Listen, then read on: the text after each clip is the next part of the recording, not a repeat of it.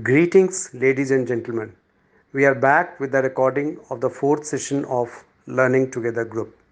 Here, we continue from the previous session by Professor Shreesh Chaudhary on history of Indian languages. During the course of his talk, Professor Chaudhary responds to the queries raised in the group over the past week, besides the usual question and answer session. Great. Thanks for the chance. And an old man likes nothing more than having listeners for all his stale, overtold stories. Okay. So God bless you, young gentlemen and ladies, actually, young ladies and gentlemen. And well, I think I'm easily the oldest in the group. Please, so let me take liberties. Right, Ashutosh ji? So I'm, at your, orders. Tell me when to begin. Sir, you may begin right away. And Arun sir, I will request him to please go ahead and maybe anchor with the questions if required. Otherwise, I think you already have the list of questions. So Right. He has the all questions and it yours. is his privilege or liberty to handle them any way he wishes to. So, sir, please Right. go ahead. I have been. So thank you, ladies and gentlemen. Good evening. And I will try and be brief. But as I told you once again, talking about things you love and talking about things that cover centuries requires a kind of scholarship which I don't think I have, but let me try. Okay. We must first say, I have been, I have seen almost all the questions, felt like replying to at least 99.9 of them, and have refrained because of other commitments, and I am not so good at writing so quickly. So therefore, I haven't. I'll try to, and I must thank you, Arunji, for helping me with some questions. So I have also had more than 48 hours to ponder upon it and to decide what I can tell you so that our group can, look into the subject further without much difficulty. So in that order, I am taking the first thing we must understand is that India has almost always, in its recorded history and beyond, there never seems to have been a time in India when it was a monolingual country, when it spoke only one language or only two languages. Now, I mean it in the sense of community, repertoire, not that one region had one, another had another. Even today, we have over 2,000 languages, but not in that sense. If you take the entire country as a community, one community, one village, let us say, or one group of people, then even then, India has always been a multilingual country. But in the study of languages, in the study of use of languages, we the students of language use a concept called domain. That all languages are not used everywhere. And India is one of those countries which has had foreign languages for centuries, for millennia, and yet it has retained many of its quote unquote own languages, many of its local languages. So, some languages have been limited to the domain of home, or we call them intimate domains, home, neighborhood, our rituals and religion. Some other languages have been of regional use, across neighboring provinces, across neighboring provinces. And then there has been one or two other languages that have been of global use. So let me begin the other way around. So Sanskrit, of all languages recorded here, seems to be the oldest in use. Okay, may not be the oldest because there is evidence that the so-called tribal languages, the so-called languages from the Nagaland, languages from Chhattisgarh and Jharkhand, and some from now the hills of Tamil Nadu, the Toda, etc., seems to be older than Sanskrit in use. But as far as recorded use is concerned, by recorded I don't mean necessarily written, even oral compositions, because the history of writing, as I said last time, the history of writing is pretty recent, under 3,000 years, whereas languages have been there for longer, much, much longer. Okay. So there is evidence that Sanskrit was in use as a global language across the subcontinent, from Kandahar, Kabul, and actually in the time of Ashoka the Great, it went east up to Philippines or beyond, and west up to Alexandria. And there are, pieces of evidence that suggest this. The second piece of evidence is when foreigners came to India. Say, for example, it's very commonplace among us to think how Alexander spoke to Porus. What language did they have that they used with each other, using which Alexander might have asked Porus how Porus would like to be treated? Because Alexander was known by policy, by diplomacy, to not to insult the vanquished kings. Actually, that is another part of history for which we do not have time. And Alexander himself commanded a multilingual army. So what language did he use? What language was common between him and people in this part? And it seems there was not one language. It was again a mixture of words from Persian, from Sanskrit, from Punjabi, what generally goes in the name of Bactrian. And some Ashokan inscriptions, edicts, are there even in Bactrian, particularly those that come from northwest. So it shows that Sanskrit was language of global use in India. And when Muslims came to India, some of those coins, some of those mosques still stand. They are there. They are recorded. Okay. So their early years, the coin has one side is Persian, the other is Sanskrit. Even in mosque, one door has Persian, the other side of the door has Sanskrit. So these things indicate, and then since Buddha and Buddhist disciples went out, so people from all over Southeast Asia, from as far as Japan, definitely from China and Central Asia, West Asia, all of those people that came to India, it is true that Pali was the language of Buddhism, Prakrit of Jainism. I'll also have, something to say about that. But Sanskrit remained the doorway, the window through which you could also reach Pali and Prakrit. Now, for Prakrit, let us take a Prakrit. There is no unanimity among historians whether Prakrit is a distorted form of Sanskrit, whether Sanskrit is a revived form of Prakrit, or whether Prakrit, as the word indicates, Prak meaning before. Okay, so if Prakrit was there before Sanskrit came, even if you leave these things aside, two things go beyond doubt. Number one, Sanskrit never seems to have been the language of the masses, and Prakrit seems to have been the one.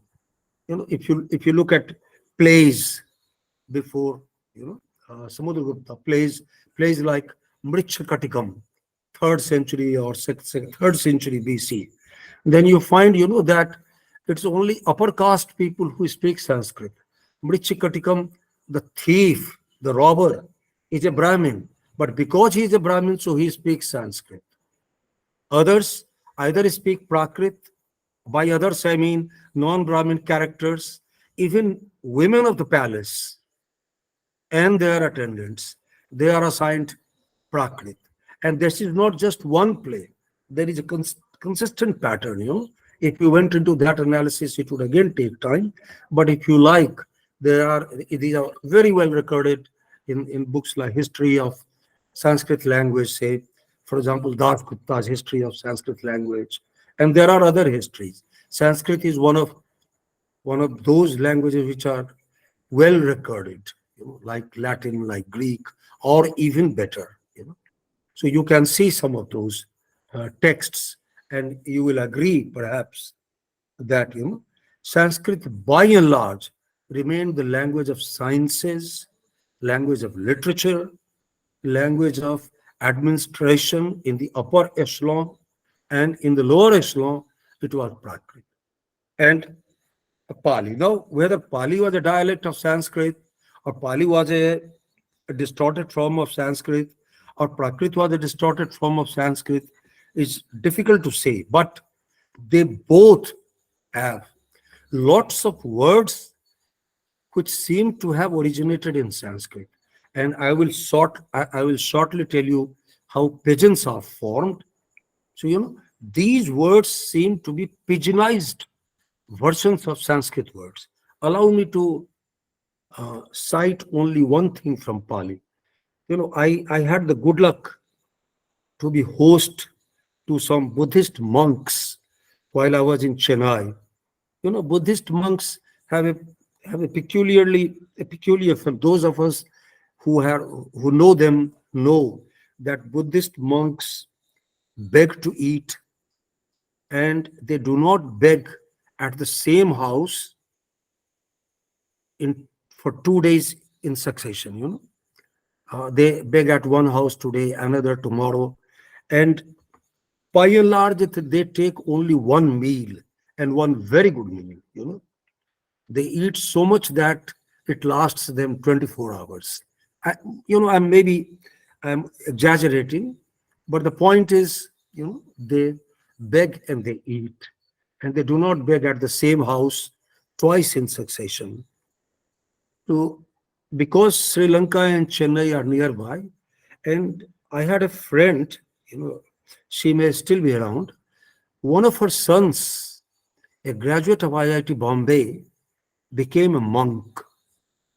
Now, whether it was good or bad is a matter of opinion. According to my wife, it was bad. According to that monk, it was good. I have no opinions. I do not know enough. As Angus Wilson said, contemporaries are never the best judges. Maybe, that boy did a good thing after BTech at Bombay, IIT Bombay. Maybe he did not. But that mother would often tell me, and he and his friends would come. So I had occasions to host these people for one meal. And they have very funny habits. They don't take things one after another. So, not that you will first take bhat dal, then you will take curry or fries, then you take curd or sweets. They are under orders to put everything together in one pot. Usually they have their own pot, and then, to eat from that. The idea is, don't indulge your palate. Now, I'm stretching this story so that, I'm going to dump some theory upon you. So I'm trying to create a cushion. Okay. After they had the meal, and as they would leave, they would bless the house. All Buddhist monks would bless the house with a standard, shloka. I will read only one line from that shloka, not too many. We don't have much time. So they said, Ayur Arogya Sampatti, Sagga Sampatti Manava, okay, Atho Nibbana Sampatti, Milarati Samajjatu. So it has Prakrit words, but Arogya, okay, Ayurarogya, Ayu evam arogya, that is age, health, are great, signs of wealth. May this house be blessed with good health, good name, and eventually with salvation, Nibbana. Now, being a student of phonology, being a student of, sounds of language, I am inclined to believe that Ayurarogya, Nibbana, and Sampati, etc., come from Sanskrit. But Samajjatu does not come from Sanskrit. It comes from perhaps from Prakrit or from some other sources. But Prakrit became the language of contact and language of wider communication almost for at least 700 years after Samudragupta until about Khusro. you know, until so that Jains, after Buddhists, just as Pali was for Buddhists, Prakrit was for Jains, and the best grammar of uh, Prakrit is written by a Jain monk, Hemchandra of Rajasthan. But both Prakrit, Pali, and other forms of modern Indian languages have lots derived from Sanskrit. In, of course, as we say in the study of pigeons and creoles, in simplified forms. Now, let me talk about how pigeons and creoles are formed. Pigeons and creoles are formed when speakers of two mutually unintelligible languages meet. Say, for example, you meet with somebody speaking Swahili. You know Hindi, you know Bangla, you know Marathi, you know Tamil, Telugu, Punjabi, but you do not know Swahili. So how do you interact? You have nothing in common, but you do interact. You have, you have something you have to do. You have to get across. Okay, so quite often in all regions there have been global languages.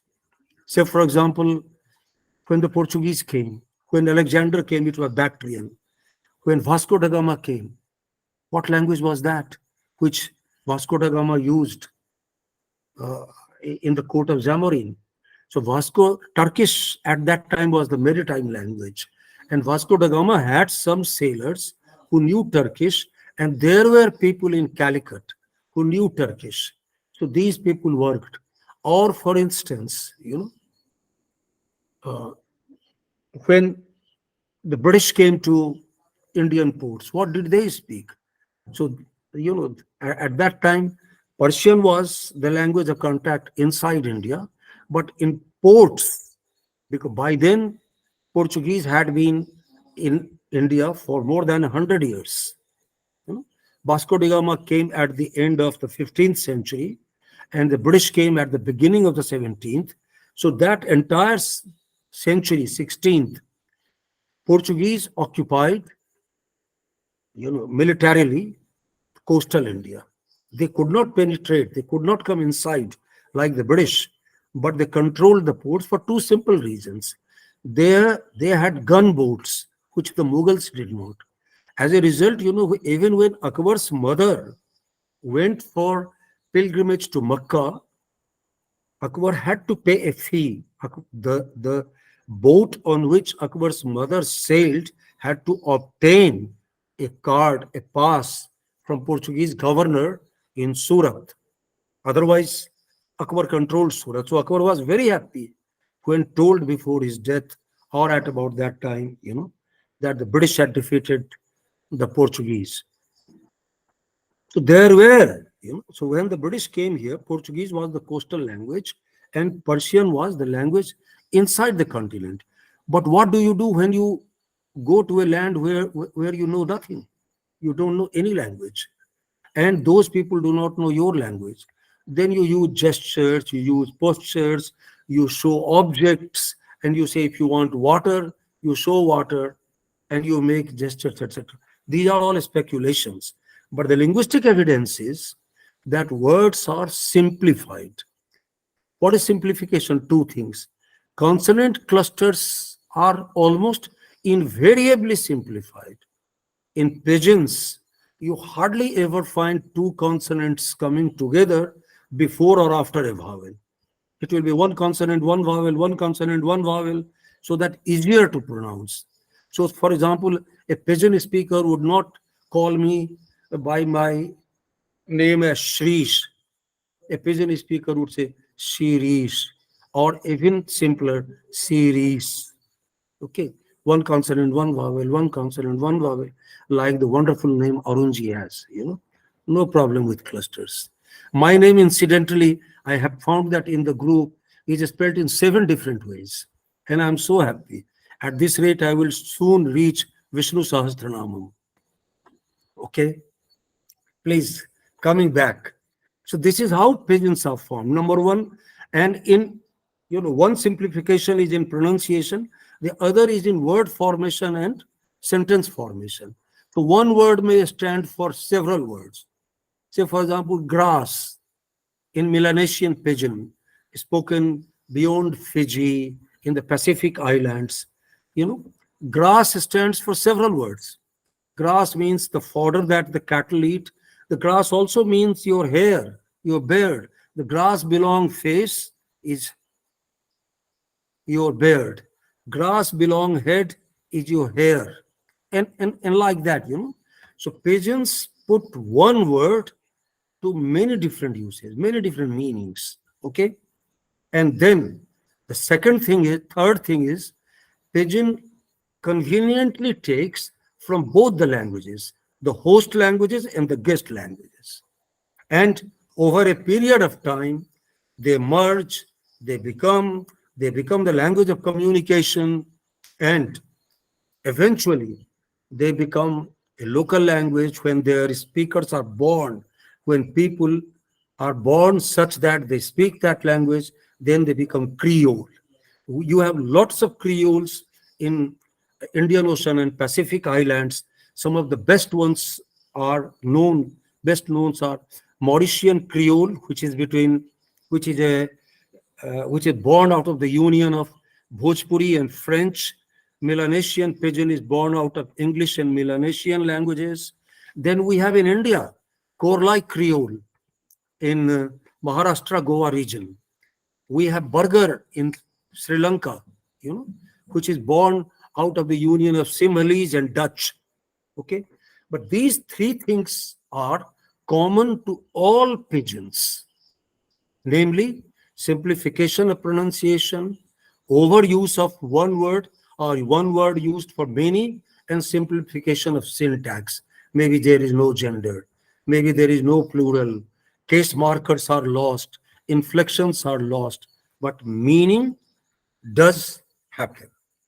Now, having said that, a lot of questions have been raised about the evolution of English and the standard English, and Hindi and standard Hindi, and what would Hindi do to local languages.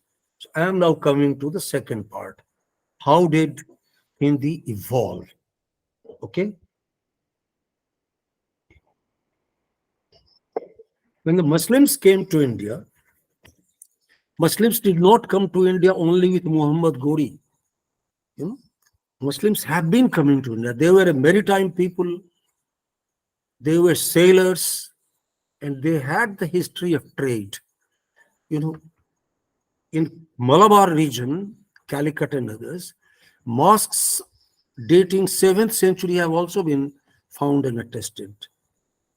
And Arabian Sea was, as people say, a wonderful route on the wonderful route for trade. Even the Chinese took that route, sea route. So Muslims were even in Sindh area. It is not that they came only with Muhammad Ghori. They were traders and they were coming all through, to China, to India, from Alexandria to Afghanistan. It was the same route. But when they turned left from Afghanistan, they took to China, Central Asia, and beyond. But when they turned right, they entered Indian subcontinent. So It was the same root, and therefore, Persian words are found, Arabic words are also found in texts as old as 8th or 9th century. I I am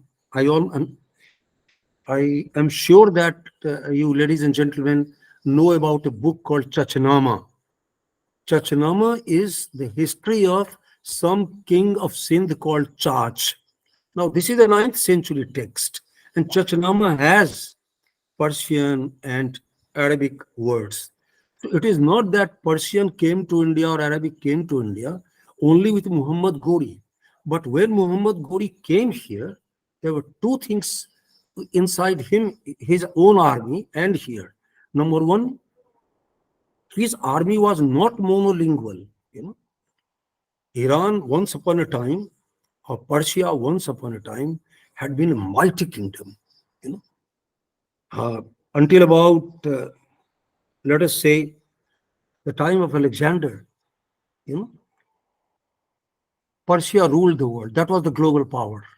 Okay, and therefore, that was the contact between. That is how Indian texts reached Europe, because Persian traders took them, brought them in. So Persian had a developed lexicon for administration of justice, administration of revenue, for administration of civil and military kind. They had a very developed vocabulary. So later, when Turkish conquerors overtook the world or Asia, and their own army was a multilingual army, and I will give you something to, as by way of evidence.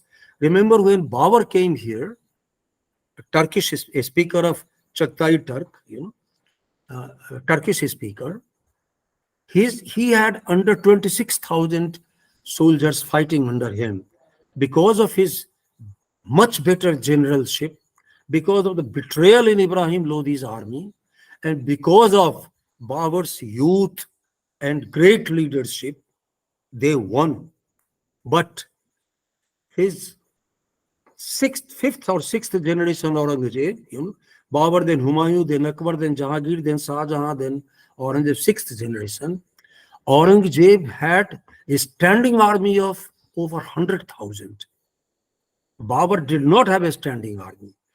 The army that he brought to India had about 26,000, including Pashto speakers. Okay, but Aurangzeb's army had over 100,000, standing soldiers, officers, army, always on duty, ready to march at 24 hours notice or at a week's notice. And the idea of multilinguality there would be, obvious to you when you notice that Akbar's generals came from almost 30 different language backgrounds. Allow me to, because I don't trust my memory. I made a note.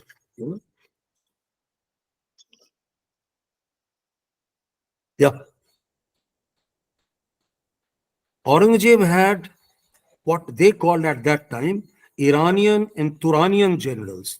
Iranian were Iranian Shias, and Turanian were non-Shias, which meant Afghans, which meant Mongols, which meant Turks. So he had 14 Iranian generals who could command a horse army of cavalry of 5,000, and Turanians were 16 generals from the Turanian ranks. So in all,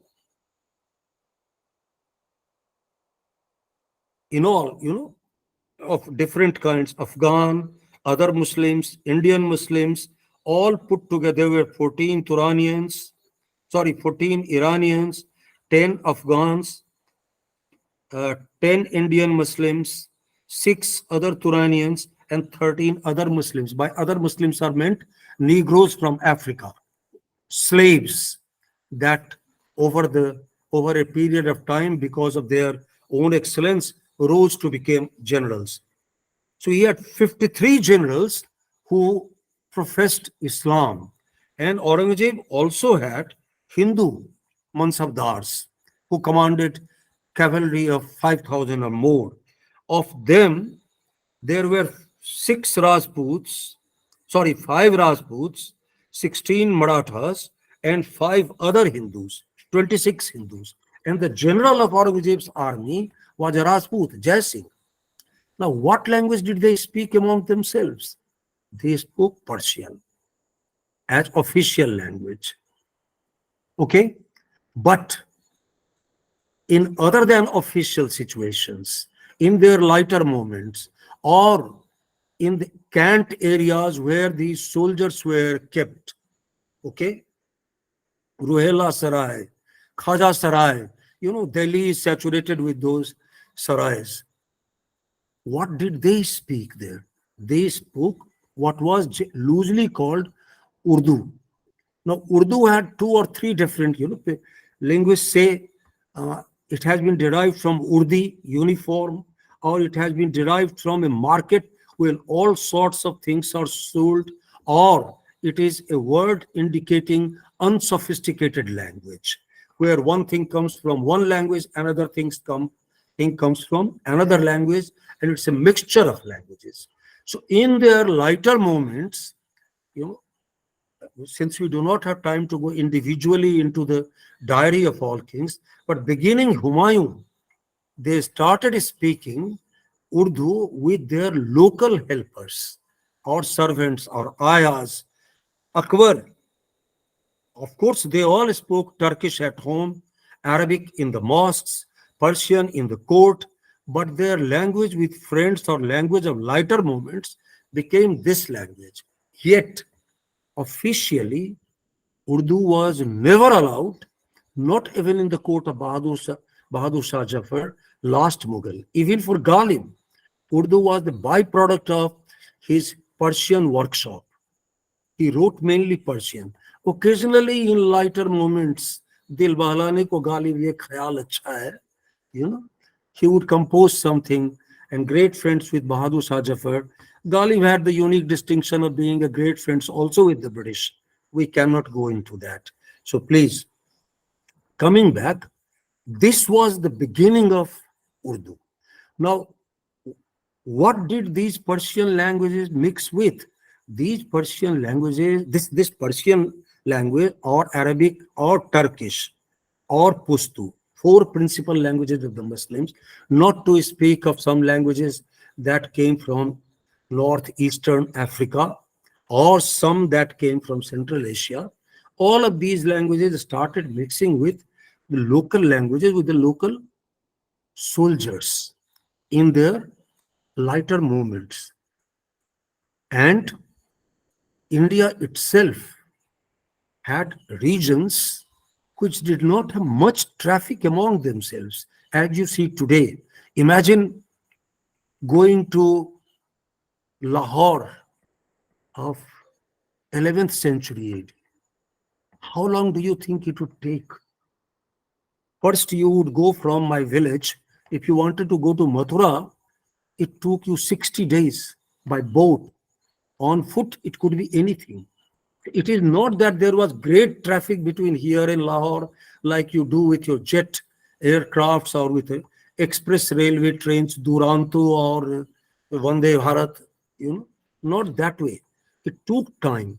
So along the route in the Sarai, that is where Kabir's poems were composed. And when Rahim was, booted out of Mughal court by Akbar's son, then Rahim's local language verses were created. So all of these things were people's verses or subaltern verses. And that is when these languages started having composed literature. Whatever there was before, one really doesn't know. There may have been Prithviraj Raso, Chandvardai, okay? And the only important Sanskrit text that came after Samudragupta was in the 12th century, known as Gita Govindam of Jayadev, where also the raga, the rhythm, is not a standard Sanskrit rhythm. Words are standard Sanskrit, but rhythm is more modern. Rhythm is local, Bangla, Uriya, Maithili rhythm.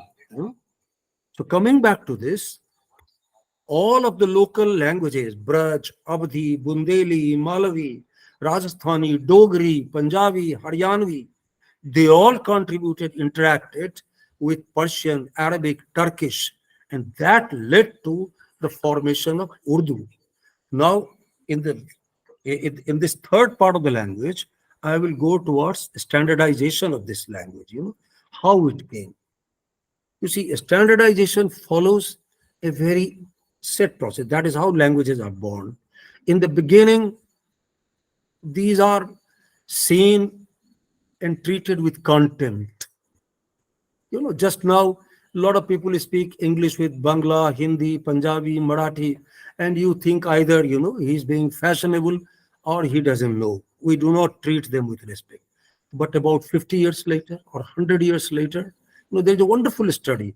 If you look at the Bangla writings of Bankim Chandra, Hindi writings of Prem Chand, and compare them with writers of today, you find many more English words in all of their texts. Okay, so that is how languages start getting foreign words, or words start merging from one another. So I will give you a survey.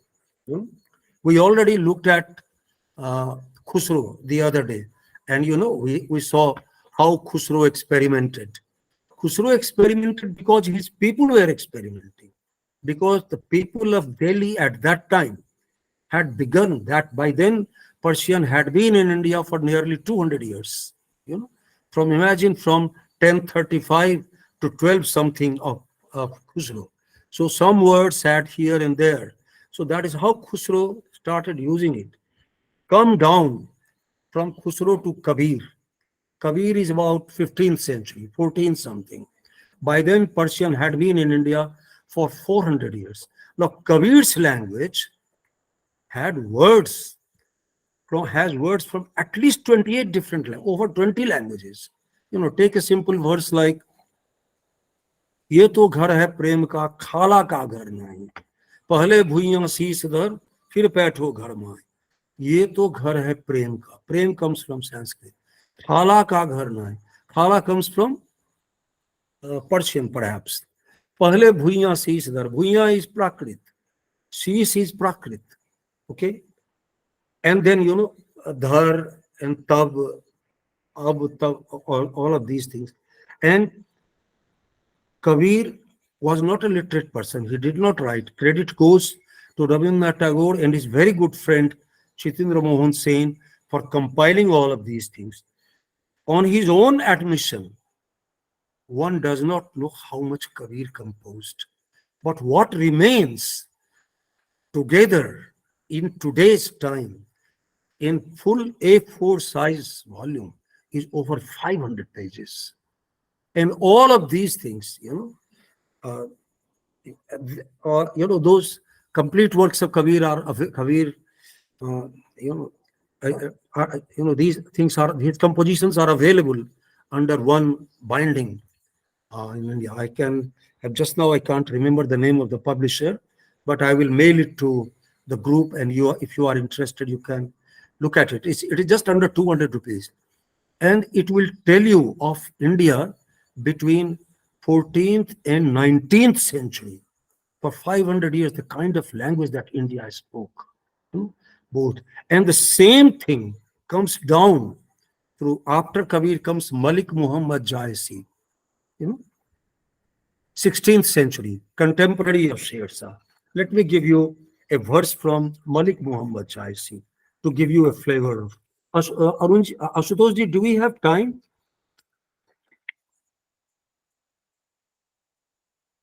Sir, Okay. time is 8:15, so we still have 45 minutes. Okay. We should use half an hour, because for 15 minutes, maybe some people will. Yeah, right. I'll finish. Yeah. I'll finish. Okay. So let me give you this from Malik Muhammad Jaisi. Okay. Now, the composition of Padmavat, which is the beginning of epics in the so-called Hindi, the first epic is Padmavat. Okay. Some people say it's a mystic kind of thing, Sufi sort of thing. You see God as a I love her and you are the beloved and that sort of thing. The bhakti poet. I am not going to go into that sort of literary analysis. But look at the language. The first is dedication. Dedication to the contemporary king. The contemporary king at that time is Sher Shah. So this is how it goes. Sher Shah Dilli Sultan. These are the opening lines of Padmavat by Malik Muhammad Jaisi. Malik Muhammad Jaisi lived in a village near Ayodhya, Sultanpur, somewhere. Okay. Sher Shah Dilli Sultanu Charu Khand Tape Jaswanu. Okay. दीन असीस मोहम्मद करो जुगो जुगराज बादशाह तुम जगत के जग तुम्हार मोहताज सुल्तान मुहताज बादशाह. These come from another one language, but you know Bhanu Tapajas Bhanu Sher Shah is seen and gives light and warmth like the sun. So imagine the kind of learning that Malik Muhammad Jaisi might have had. And there is no evidence to say that Malik Muhammad Jaisi attended a Sanskrit Pathshala.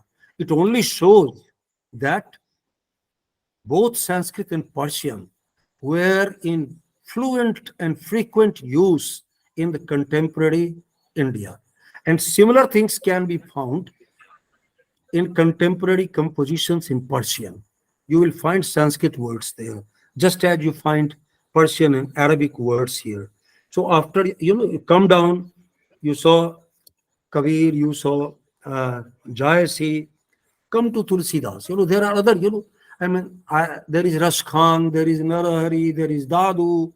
All, this was a century where poets communicated with people. Meera, all of these people in those 250 years, modern Indian languages produced their best, even though without script. And, that's a very enriching experience. You should see Meera and Tulsi might not have been contemporaries, but the questions that Meera has raised, answers that Tulsidas could have anticipated, that sort of thing. And language that you see, again, Tulsidas says composition is replete with words from Arabic and Persian. I'll give you just one verse, okay, from Tulsidas. I'm ignoring these compositions, Sanskrit by Muslims or use of Sanskrit in use of Persian in Sanskrit. Okay, so here is Tulsidas. Lagti sang Vibhishan par hai, si par aap baye. I told you last time, Sipar is shield. It is Turkish. From Sipar you get Sipahi. Turkish has many words in Indian language. Manduk, Toshak, Takia, Sipar, Sipahi, and many other things. And not this. Not Garib Nawaz hai, main gahi Garibi. So Garib Nawaz, Garibi, many other words, That was the people's language. Come down further because we do not have much time. So this is how creoles are formed. Now take a look at French Creole before I go into standardization. Mauritian French Creole. Bhojpuri speakers went to Mauritius mainly in the 18th century. And then, as it happens, it's a wonderful story of, heart-wrenching agony. That's the least I can say. And European traders, mainly the British, could not have been more brutal. It's well recorded. With the kind of degrees of brutality with which these early, bonded laborers, grimitias, were treated. But they go there, they find French, and they interacted. Today's French Creole is a wonderful mixture of Bhojpuri and French. I'll give you an example. Say, for example, somebody's boy, somebody's son has fever. So in Creole, and these things are well recorded. I can give you references to books. So the French Creole speaker tells another speaker, Laika Maladwa. Now, Malad comes from French. Okay, like a maladwa. The gail semen में दवा नहीं दिला. The gail semen. Semen is weak in French. Gail semen में दवा नहीं दिला. Medicine नहीं दिला. Medicine also in French. Okay. Then auto engineering.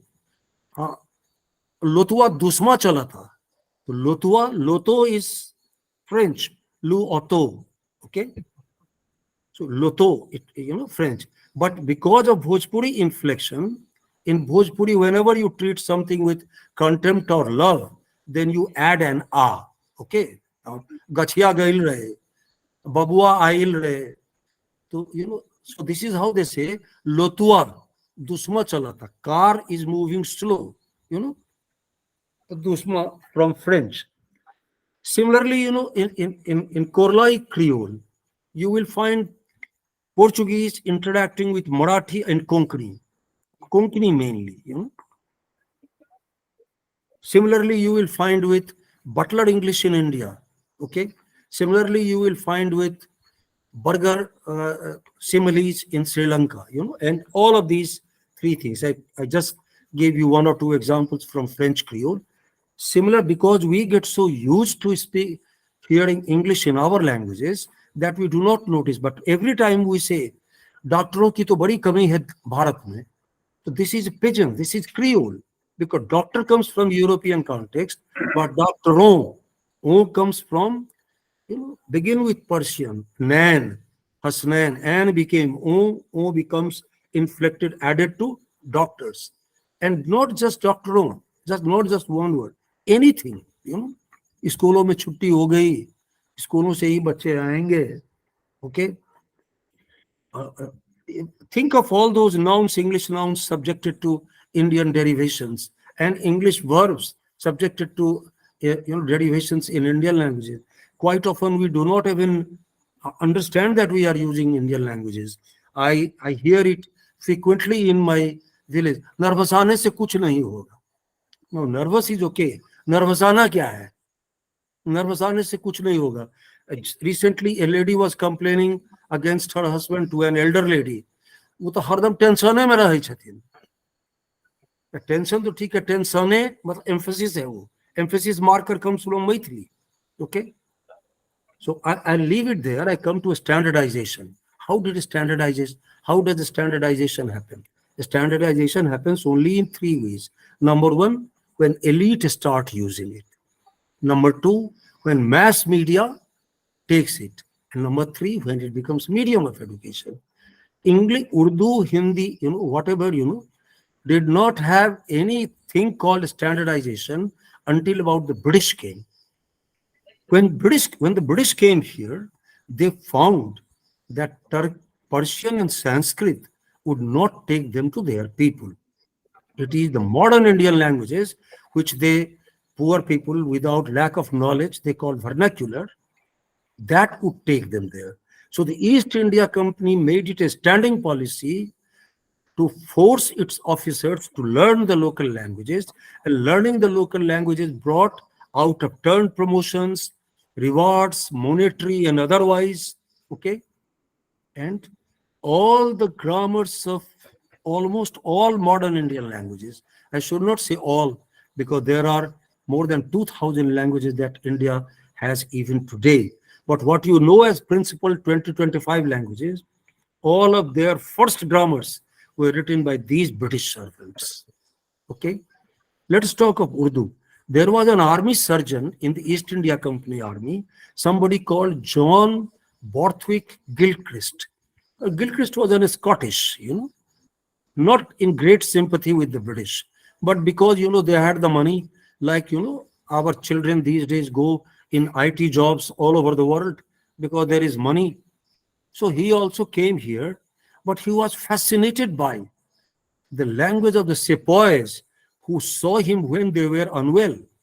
So to understand him, he made that effort to go another kilometer or mile out and understand their languages.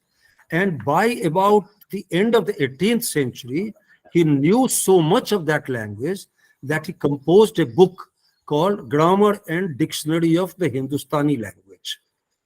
And It was so well done, and so many officers of the East India Company profited from it that it went under 10 years, it went into 4 or 5 editions, bringing a lot of money to Gilchrist. And Wellesley started when Wellesley started the College of Fort William, Gilchrist was appointed to teach there.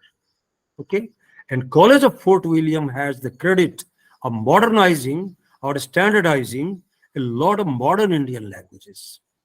The first grammar of Bangla, the first grammar of Hindi, the first grammar of Telugu, the first grammar of Marathi, the first grammar of Tamil or Kannada, they all came through College of Fort William in Calcutta. Okay, I come further down. By about the end of 19th century, two other things happened. Plays, moving theaters, Jatra Party, street theater. Calcutta became the capital of theaters, Minerva Theatre, Modern Theatre, they became great draws, great hits, and they required plays, they required script other than actors and stage props. These scripts, these plays were written in language which was neither Hindi nor Urdu. It was written in a language which best be called Hindustani. They took words from here and there.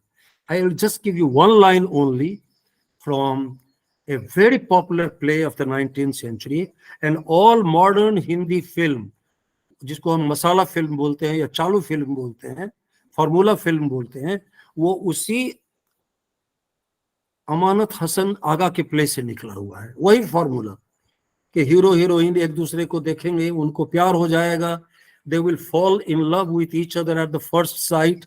Marlowe said, whoever loved, who loved not at first sight. So, they fall in love, then there is some crisis is resolved, and then there is marriage. That is the end of the story. So that theater became very popular. That play by Amanat was called Indar Sabha. Okay, I am reading one line to you from Indar Sabha. Just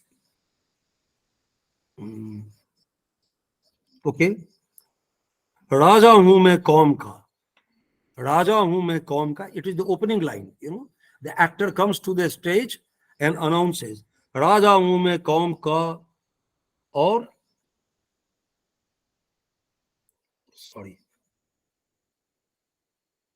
राजा हूं मैं कौम का, इंदर मेरा नाम, बिन पड़ियों के दीद के नहीं मुझे आराम, बिन पड़ियों की दीद के नहीं मुझे आराम.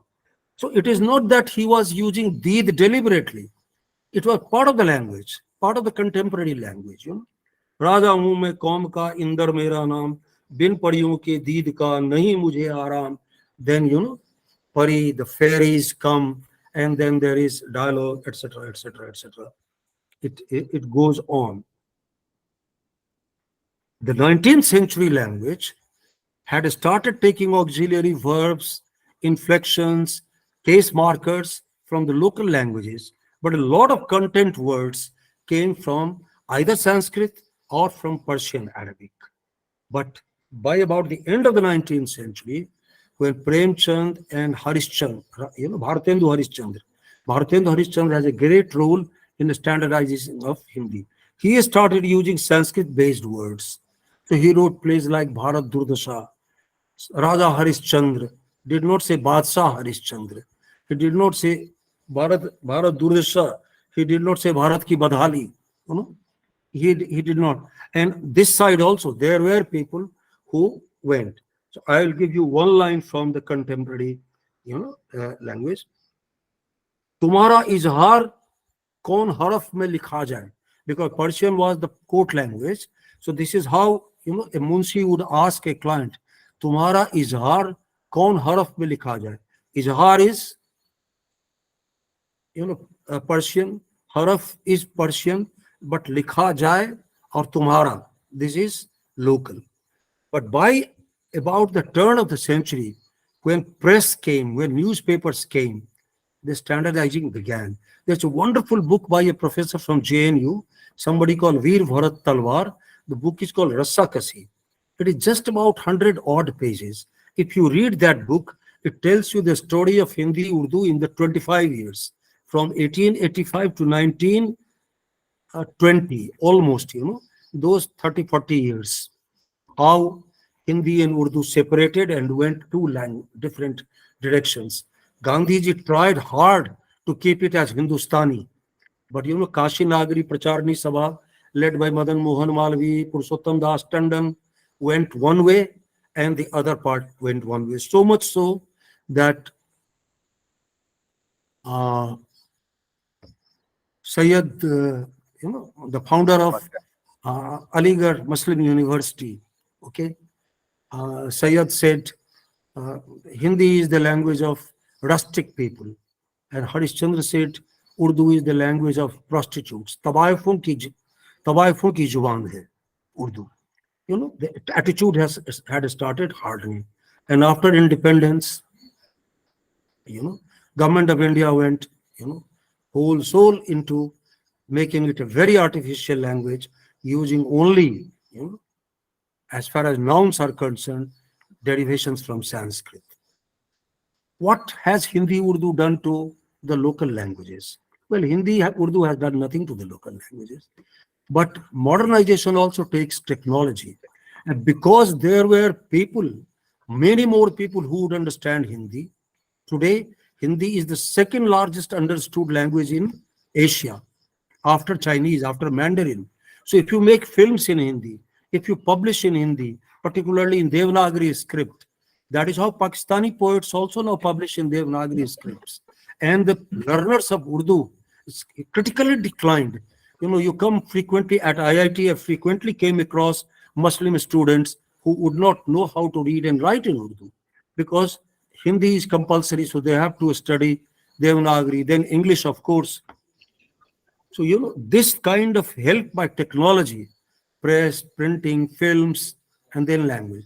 By policy also, then beginning census 1960, the government of India took a policy under which it said everything from Jaipur to Janakpur, excepting Bangla in Calcutta, which narrowly, Maithili, Bhojpuri, Awadhi, Bundeli, Malvi, Dogri, everything is the dialect of Hindi.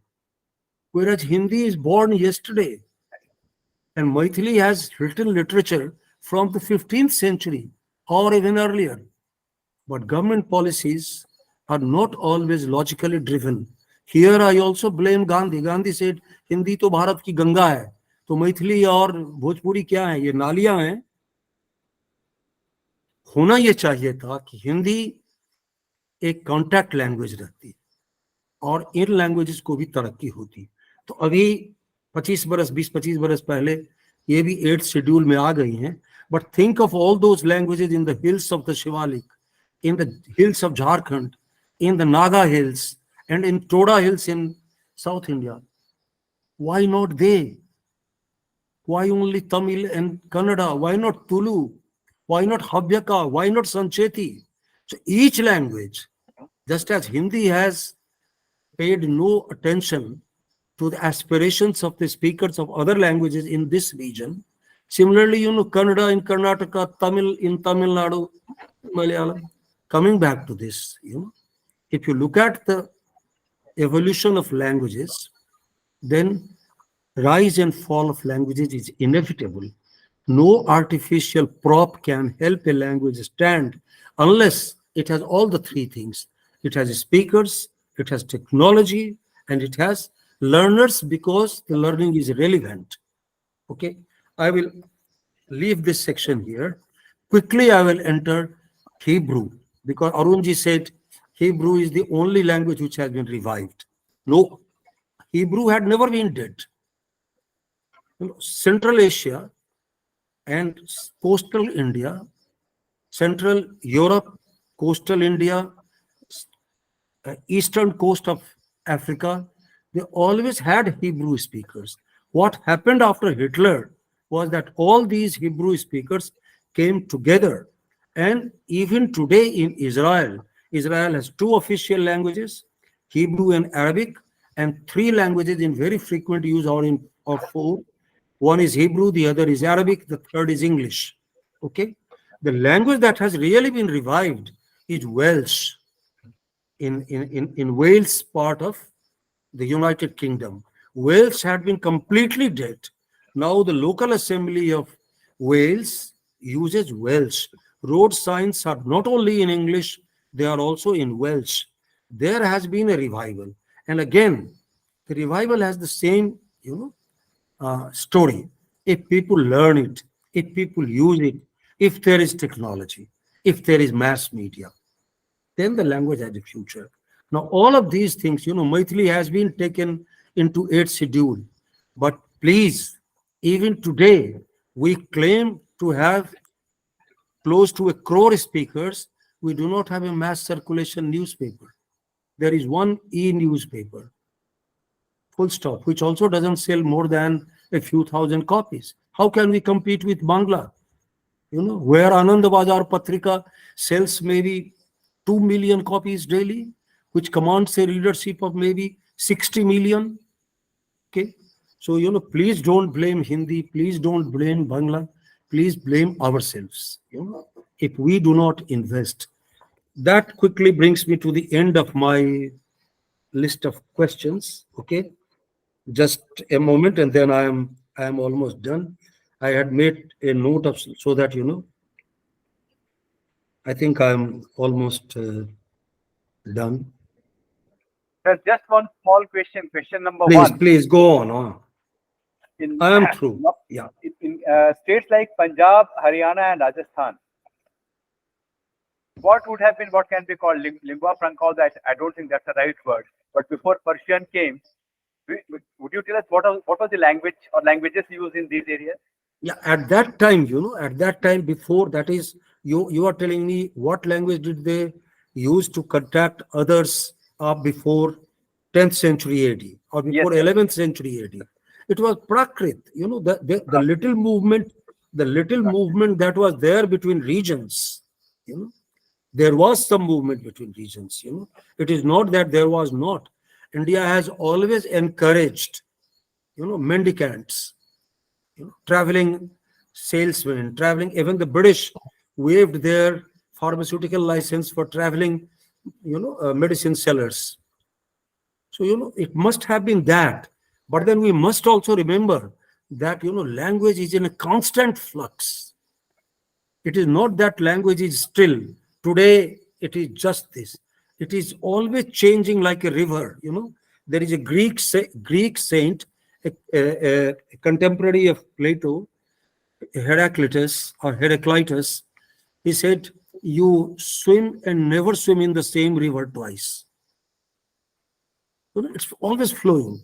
It's always flowing. Yeah. So because all. Yeah. Sorry. That question was asked by Dilip. I am done. Yeah. So I think he has got. He must have got the answer. Dilip. So the answer was Prakrit, as Professor says. Hebrew was asked by Chintan, and I think he got a very specific answer. Then somebody asked about during Prithviraj Chauhan, why Prithviraj Raso was written in Braj. But you also have answered that just because one book is written in one language, that doesn't essentially exemplify or say underline that was the language of the thing. One more question which has been discussed very much in detail on the chat book, in our chat. Before I ask my question to you, will the forces of commerce and globalization mean the end of some languages? Will the forces of commerce and globalization mean the end of some languages? What is your take on that? Right. I will refer you to a wonderful book, a very recent publication. There are many books on this subject, but a very, an eminently readable book, just about 130-40 pages. It came in 1999 by an Australian professor called The Rise and Fall of Languages. It is by somebody called Dixon, Dixon. D for Delhi, D for Delta, I for India, X for xylophone, O for orange, N for November. Dixon, The Rise and Fall of Languages. A language dies only when either all the four or at least two of these things happen. When there is no contemporary technological use of it, number one. Number two, when it is not the medium of education. Number three, mass media, etc. And fourth, when there are no new learners, they have no reason to learn. Okay, then they die. So, what would happen to is through the globalization? This is the answer, Yeah. But new One languages question is will be born. New languages will be born. definitely. There will be a local form of English, Tamilish, etc., etc. Just as local forms of Hindi in Hindi Urdu in Hyderabad is very different from Hindi Urdu in Lucknow. Please go on. Yeah. You already said that you would not be able to answer the question asked by Mani. How is the whistling language of Turkey and Canary Islands going? So I we do shall not leave know that. enough. I'll have to Yeah. read. I'll have to Yeah. Actually, find out. Ashutosh Srivastava has raised hand. Ashutosh, I can see the raised hand. Are you there, Yes, Ashutosh? yes, yes, Ashutosh, Anurag. Anurag, Yeah, I Anurag. can. Anurag Srivastava had raised hand. So, Mr. Anurag, you can ask your question. Please unmute yourself and ask your question. And also turn on your camera, please. Yes, Yeah. please turn on your camera when you are asking the question. There's a request. Good. Anurag, Hi, yeah, go ahead. Anurag Please ji. unmute. Anurag, please. Yes. Hey Anurag, go everyone, ahead. very good morning and very good evening. So, Siri sir, thank you so much. By your lecture, you answered majority of the question which I had. So, but I had one question which came out of the curiosity is about the Kashmiri as a language. I mean, so what I found out in my experience that the, two questions I have actually. So, one question is how what is the Kashmiri language and why how it was built and very different from India. Second question is that how some of these languages remain. For example, like even though they were like in those areas of like Gujarat, Rajasthan, Punjab, they were invaded, but still they kept their languages like Gujaratis, like Punjabis, like Marathi. How those languages survive? That's my question. The second part he has already answered. Shiri said, I mean, no point in extending his energy. The second part he just answered, Anurag. Sir, please answer his first question. Okay. Kashmiri. You see, once again, let's look at the contemporary situation. It is very unfortunate why Urdu should be the official language there. Kashmiri itself is as good a language as any other. But then, India being a subcontinent, it is not that India speaks only Indo-Aryan languages or it only speaks Dravidian languages. It also has language of the Turkish family, to which Arabic belongs. So Kashmiri, India, we must remember India is a subcontinent, both in terms of geography, in terms of culture, also in terms of anthropology. The most eminent historian of ancient India, R.C. Majumdar, says, just as linguistic purity is a myth, racial purity is also a myth. It is, he almost says that let's not imagine that we are pure Brahmins or pure Kshatriyas or pure X or pure Y. We are all mixtures of different races. Kashmiri also has words from other languages. But Kashmiri, you see, the concept of language families itself is under challenge. Okay? It's not that any language is so pure it has not taken. Tamil has 30,000 words of Sanskrit origin. Sanskrit itself has words from Malay, from Naga, from Tamil, from Dravidian origin. The kela that we eat every day, kelui, is not Sanskrit. Hastin is not Sanskrit. Sanskrit is Gaja, or Dvipi, Dvipi Charma Paridhana. Now Durga Puja is coming. And what does Durga wear? Durga wear a coat made of the skin of elephant. Okay? So Kashmiri also has words from elsewhere, but Kashmiri is not Indo-Aryan. And please, even now Kashmiri is flourishing. There are lots of speakers. The only pity is that Urdu has been imposed upon it as the official language. Why? Why should Hindi be the official language in Bihar? Contact language, yes. But why can't Maithili be the language of education of children in North Bihar? Western Bihar can have Bhojpuri. South Bihar can have Magahi. Why not Tulu in Mangalore? Why Kannada there? Why not Konkani? Okay. So these Dr. are, yeah. Dr. Sarita has raised hand. So Sarita ma'am, please go ahead, unmute yourself and go ahead. Yeah, there are two people who raised hand, Arun sir. Pankaj. So Dr. let Sarita Sarita and let Shraddha. Sarita come first. She raised Yeah. the hand first. Sarita, ma'am, please go ahead. Okay. Sarita ji, Thank you, namaskar. sir. Yeah, thank you so much for all these. And I'm not going to add any adverb and adjective, but I do have a question: the purity of Sanskrit. So I have seen some of the scripture, like a very ancient one and the modern one, and it is completely different.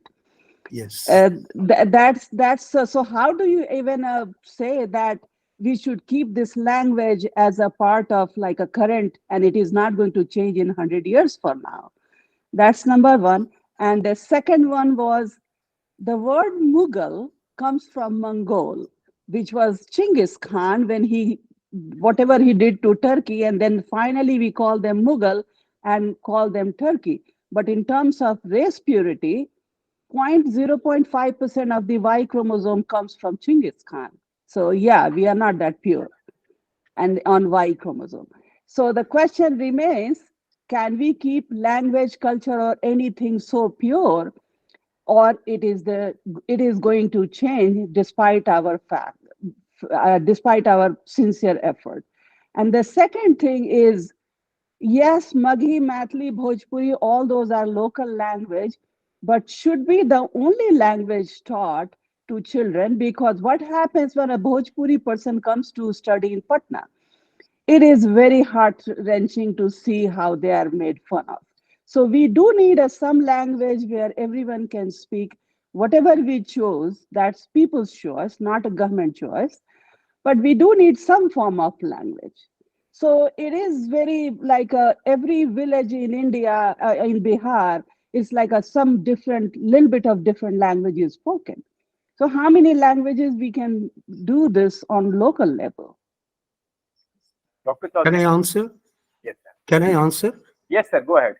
Yeah, ma'am, I'm not saying there is any pure language. Okay, let me first tell you about adjectives. There are adjectives which are attributive. Say, for example, visually challenged, you must use it. But if you say, my country is the most beautiful, what the hell do you mean? How do you define beauty? I have had the good luck to have African classmates. I studied at a place where I had 16 African classmates, including 7 or 8 girls. And, being a typical boorish village person, I thought, well, what beauty can they have? So I asked one of my particular friends, why are you guys attracted to that particular girl? Then he first booted me, and then he told me, look, we have our own concept of beauty. If there are so many rings, the black of the black pearl kind of luster or gray, lustrous black. And then he gave me other things which, ma'am, I cannot publicly state. Okay. So beauty is a subjective thing. So those adjectives like excellent, fine. So, ma'am, I have seen your posts. You have to do me an honor. You bracketed them. Please don't bracket them. Use them the way you would. Okay. Coming to, Thank you. nobody should legislate about your language. Nobody must legislate about your language, be it Shreesh Chaudhary or Nitish Kumar. Coming to the going to Patna, democracy has only one demand. Let people decide. If people want to learn Hindi, they will learn Hindi. You don't have to stop it. All you can do is to let them learn. Mhm. But you, ma'am, and support when? Why don't we have wonderful textbooks or government orders in Sanhali, or in Oran, or in Hui, or in Mundari? If we think they are as much a part of India, okay, why do we spend money creating only nameplates in Devanagari? Who is going to read the nameplate at my office in Madras, such that they do not know Roman script and they know, and we spend, crores of rupees today. Even today, that anachronism, CSTT, Council for Scientific and Technical Terminology, spends close to 40-50 crore per annum. Creating what? District magistrate is Dandadhikari. Would my mother understand Dandadhikari? Would you understand if I told you Tapal Because that is what Tamil government does. Tapal is post office. Why can't you say post office? Write it in Tamil script. So, ma'am, democracy is common sense. perfected. Here, it is common sense distorted. Please pardon me. No, no, thank you. Thank you so much. Dipankar sir. Yeah. Dipankar, please unmute yourself and Yes. yeah, Yeah, question. I think I have unmuted. Am I audible? Yeah, you're audible. Please. Uh, Yeah. Thank you, Professor. No adjectives in that. I have two questions which would sound very different from the mainline discussion we have. One is about Andamans, which is part of India. It has tribals who are supposed to be 60,000 years old. And they were not in touch with outside, so didn't get much chance for their languages to be modified. My question is very simple. Is there enough study on their languages? And I'll also ask the second question, which is also a little hotke. You mentioned about Chomsky in your last week. Sir. Chomsky has a theory that language is innate. We Yes. are born with that structure. Yes. Is that widely accepted or still disputed? You see, all scientific theories in the beginning are seen with either distrust or dismay. Okay. Right. So a lot of people would still like to think that we learn only what we hear, but there is plenty of evidence, and Chomsky says, I am not the first person to say that. Plato also said that, and Panini also said that. Otherwise, how do we know more than we experience or learn? All of us know more than, for example, one attribute is who taught us how to tell lies? And all of us know how to tell lies. And if we didn't know how to tell lies, there would be no literature. Yeah, no stories. Right. It is fiction. It is fiction. Okay. The best of mankind is there because we have God's gift. We have God's gift to tell lies.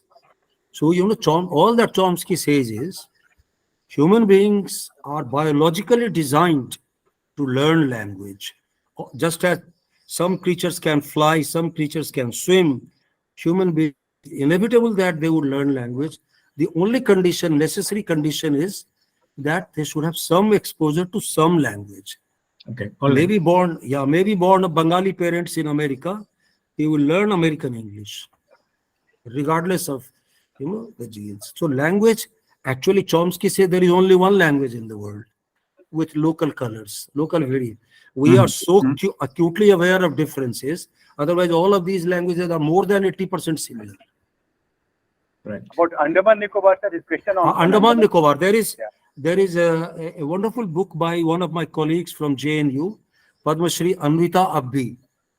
Professor Anvita Abbi is a Padma Shri, and she has a wonderful book on, Andaman Nicobar's language. If you like, I can send you the reference. You Sure. can look at it. Yeah. Sure. And you are totally right. The language that has limited contact with outside world also changes slowly, but then they also die faster because they become irrelevant. Why is it that English words, in spite of us, have penetrated even our bedrooms? Sorry. Sir, there's a small question from my side. There are Indologists, they are experts who say Sanskrit came to the Indian continent from Iran when the Aryans came to the country. So please elaborate slightly on that, either you agree with it or do not agree with it, or what are the other views?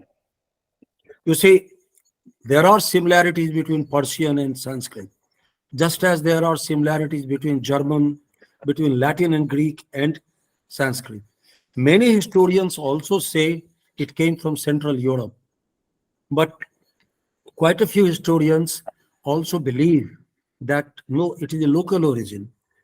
I will mention two. I wonder if you have heard of somebody called Professor Suniti Kumar Chatterjee, who wrote the history of Indo-Aryan language. He says that Indo-Aryan languages have enough evidence to show that they are of local origin. But then, this debate is not settled yet. The questions like the following: how could German, or how could Latin and Sanskrit, or how could Persian and Sanskrit have words which are so similar? You know, mother and matra, okay, beva and widow, or take Latin, pater and pitra, mater and mitra, frater and vartre, centum and shatam. Okay, so we are not in a position to tell you very authoritatively that it did or did not come. And I think somebody mentioned change in Sanskrit. Think of Sanskrit from the Veda to come to Jayadev, almost 5,000 years.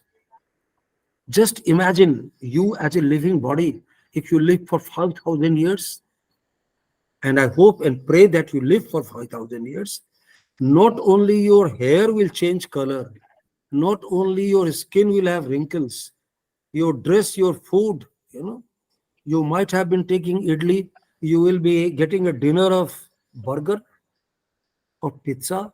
So Sanskrit also changed. A lot of words in Sanskrit are not of Indian origin. There is a wonderful book by a linguist from Mysore, actually Trivandrum, somebody called Miss Subramoni, okay, about foreign words in Tamil, Tamil words in Sanskrit, Sanskrit words in Tamil, okay.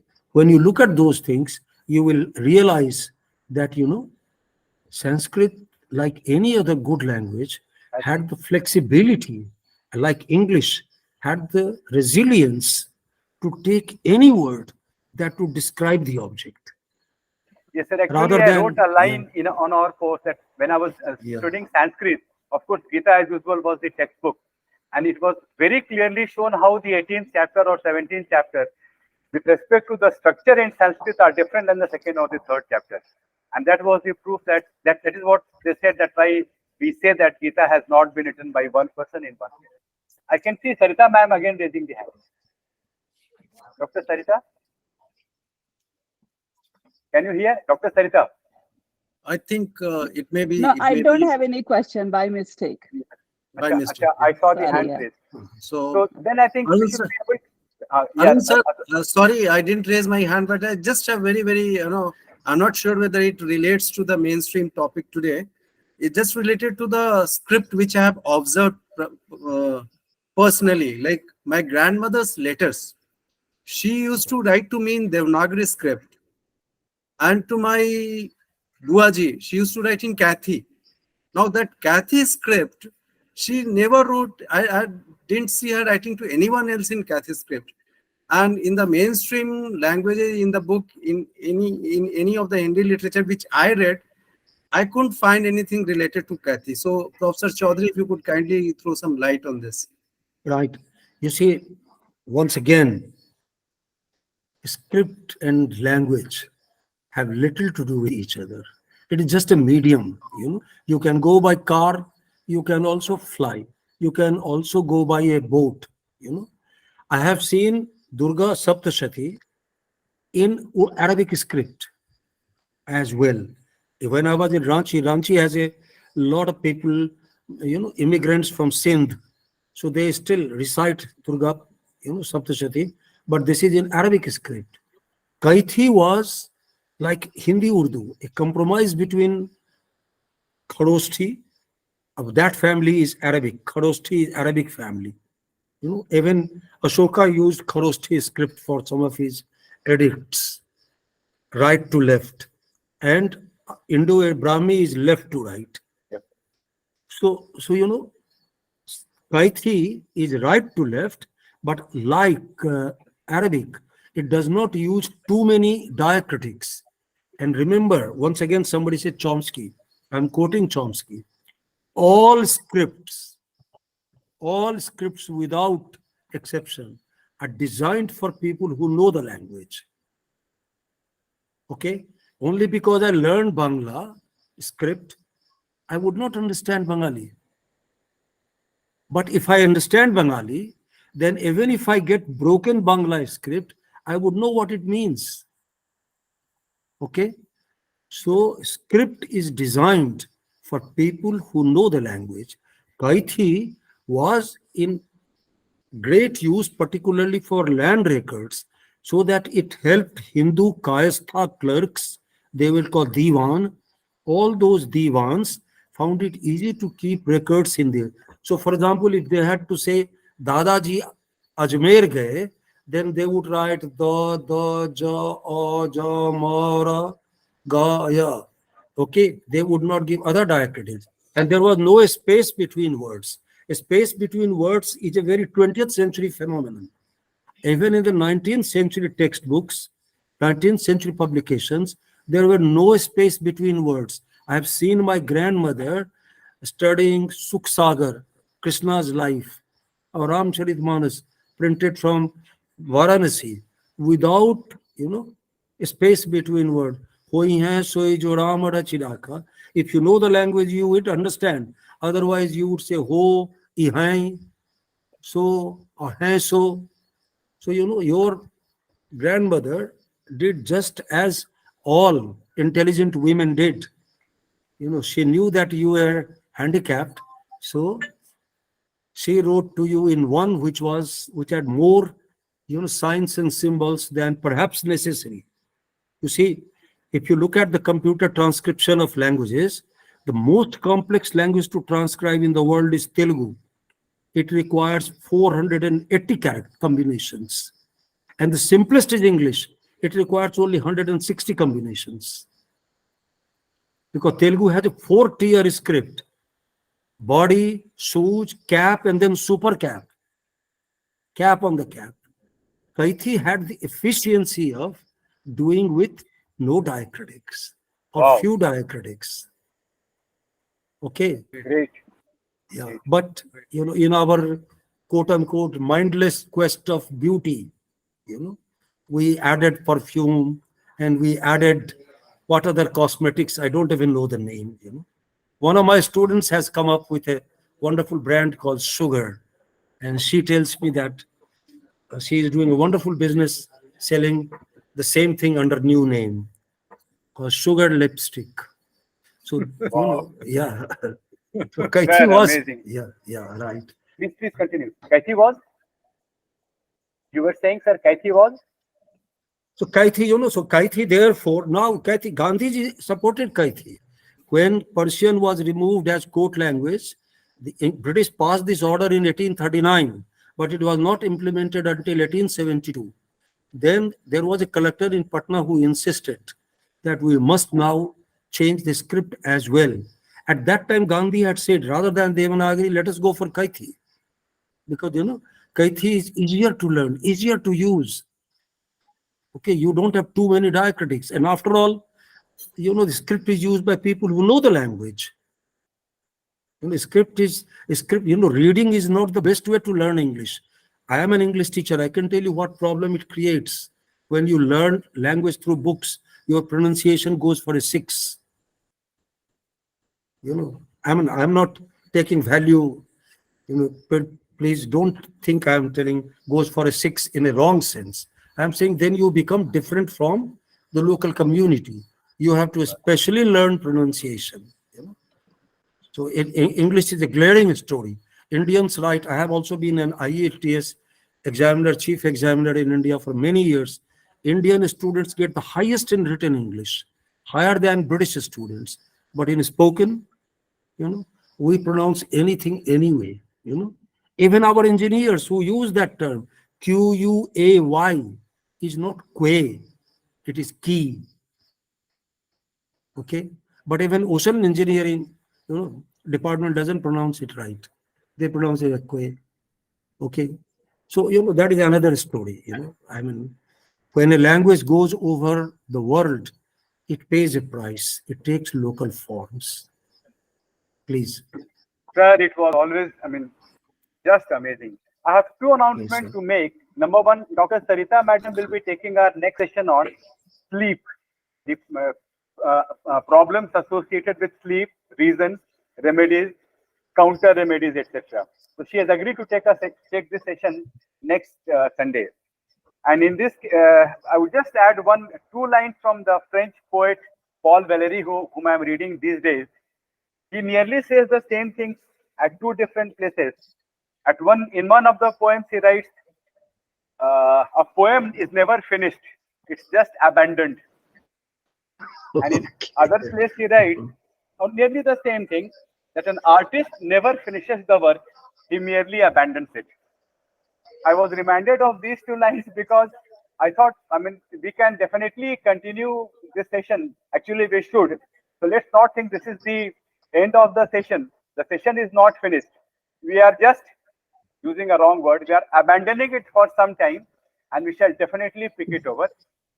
And one more thing, of course, about T.S. Eliot. He wrote Paradise Lost. The poem was not finished. So he comes up with Paradise Regained. So we shall definitely regain the paradise after this, maybe in a break of 3 or 4 sessions. Thank you. Avdesh, he just raised a question. My dear friend Avdesh just raised a question. Avdesh, please unmute and go ahead. I think it was by mistake. He was trying to use some emoji. Okay. Avdesh Krishna has raised the hand. No, sorry. It was by mistake. I just wanted to, use the symbol and say it was absolutely great. And thank you for calling this abandonment of the session and not the end. I look forward to more from Dr. Shreesh. Thank you. Thank you, please. Dr. Chaudhary did say that not immediately, but 2 or 3 Sundays later, he will come back, and we shall all look forward to it. So that, No, let that us will be hear our all. part.